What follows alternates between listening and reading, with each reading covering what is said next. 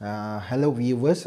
आज हम बात करेंगे कफ, खांसी ये कैसे होती है, इसके टाइप्स कितने होते हैं और साथ ही साथ में हम एक बहुत ही अच्छी होम्योपैथिक कफ सिरप के बारे में भी डिस्कस करेंगे।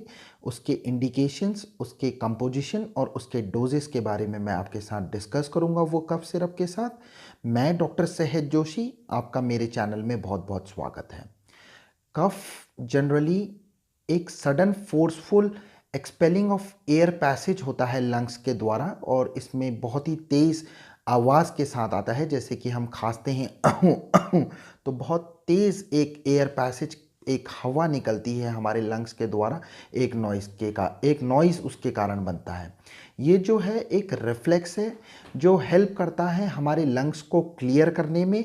मतलब जो हमारे फेफड़े और श्वास नली को किसी भी प्रकार के फॉरेन सब्सटेंस जो होते हैं, जैसे कि इरिटेंट हो गए, डस्ट पार्टिकल्स हो गए, माइक्रोब्स हो गए, म्यूकस हो गया, स्मोक को क्लियर करने में हेल्प करता है।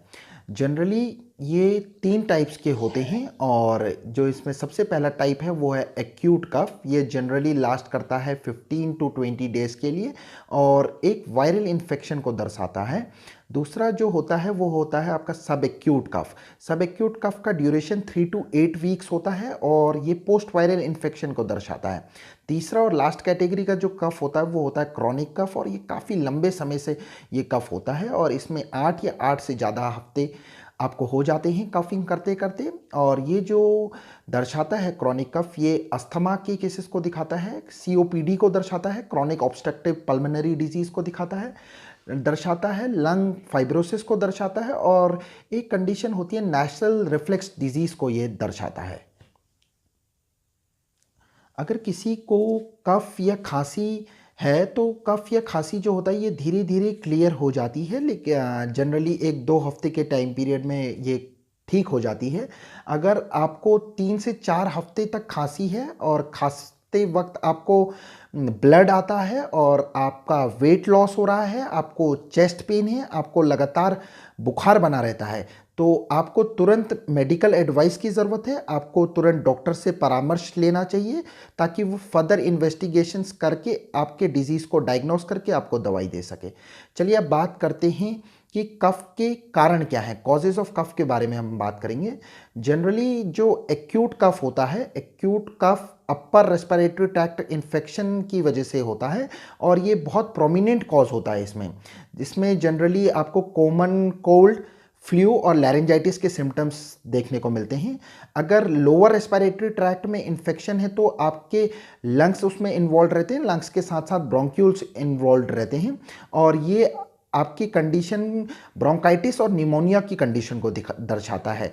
और दूसरा जो होता है, अब हम बात करते हैं क्रॉनिक कफ के कॉजेज़ की। क्रॉनिक कफ के कॉजेज़ में जो मेन कॉज देखने को आता है, स्मोकिंग इसमें बहुत मेजर रोल प्ले करता है और बहुत एसेंशियल रोल इसका है स्मोकिंग का, और ये बहुत ही कॉमन कॉज है। दूसरा कॉज जो देखने को मिलता है वो है अस्थमा के पेशेंट्स को ये बहुत जल्दी ट्रिगर करता है। इसमें जो हमको सिम्टम्स देखने को मिलते हैं, इसमें म्यूकस का एक्सपेक्टोरेशन होता है और वीजिंग और विस्लिंग साउंड आती है। चेस्ट रीजन से वीजिंग और विस्लिंग साउंड आप अनुभव कर सकते हैं। आपके चेस्ट में पेन रहेगा और साथ ही साथ आपको शॉर्टनेस ऑफ ब्रेथ, डिस्पनिया के भी प्रॉब्लम हो सकता है। चलिए अब बात करते हैं टाइप्स ऑफ कफ के बारे में। कफ कितने प्रकार के होते हैं। जनरली जो कफ होते हैं वो 2 टाइप्स के होते हैं। एक तो होता है आपका ड्राई कफ और दूसरा होता है आपका प्रोडक्टिव कफ। ड्राई कफ में आपका क्या होता है कि ड्राई कफ को ही नॉन प्रोडक्टिव कफ कहते हैं, और इसमें आपको सूखी खांसी और आपको एक्सपेक्टोरेशन जैसे बलगम वगैरह नहीं आता है, और इसको सूखी खुशक खांसी भी बोलते हैं। प्रोडक्टिव कफ में एक्सपेक्टोरेशन प्रेजेंट होता है, बलगम इसमें निकलता है। और अब हम बात करेंगे कुछ होम्योपैथिक मेडिसिन की, मोस्ट इंपॉर्टेंट टॉपिक, और बहुत ही अच्छा मैं आपको एक कफ सिरप का रिव्यू दूंगा, और बहुत ही इफेक्टिव कफ सिरप है, बहुत ज़्यादा मेरे क्लिनिक में यूज़ होता है और इसके बहुत ही एक्सीलेंट रिजल्ट्स हैं एक्यूट और क्रॉनिक कफ में। किसी भी तरह को तरह का कफ हो तो होम्योपैथिक मेडिसिन बहुत वंडरफुली ट्रीट करती हैं कफ के केसेस को। और जो मैं आपको कफ सिरप बताने जा रहा हूँ उसका नाम स्टोडल प्लस कफ सिरप है। SBL कंपनी इसको बनाती है। ये हर तरीके के कफ में काम आता है, चाहे आपका ड्राई कफ हो, प्रोडक्टिव कफ हो, एलर्जिक कफ हो, तो ये सभी तरीके के कफ में आपके काम आती है। अगर आपके अपर और लोअर रेस्पिरेटरी ट्रैक्ट में इन्फेक्शन है तो उसमें दोनों ही इन्फेक्शन में ये बहुत अच्छी तरह से वर्क करती है।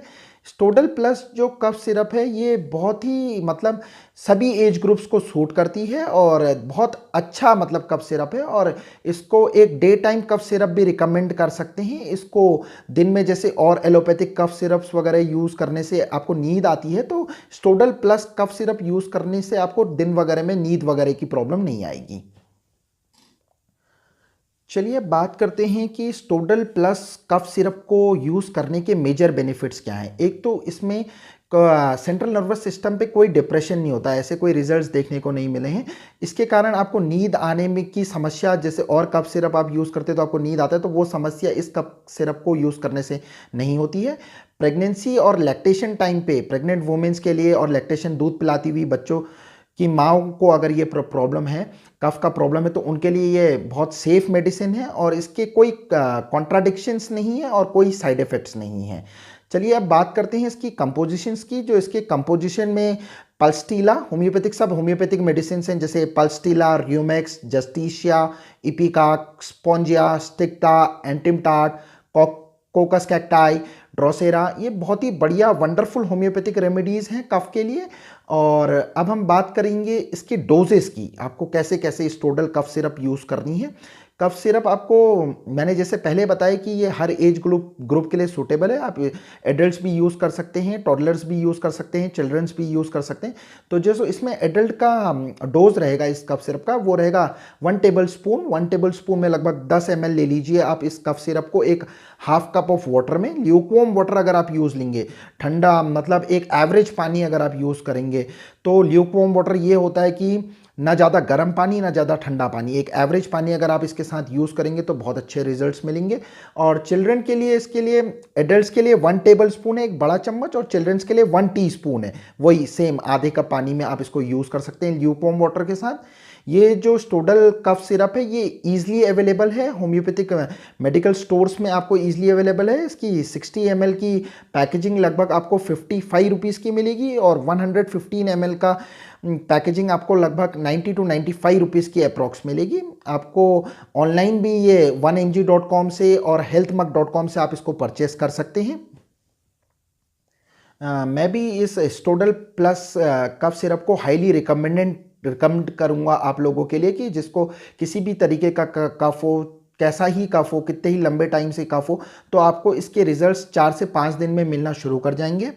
होप सो फ्रेंड्स कि आपको मेरे द्वारा बनाया गया ये वीडियो आपको हेल्पफुल लगा हो। अगर आपको ये हेल्पफुल लगा हो तो please give it a thumbs up, do subscribe my channel, stay healthy, stay safe, thank you.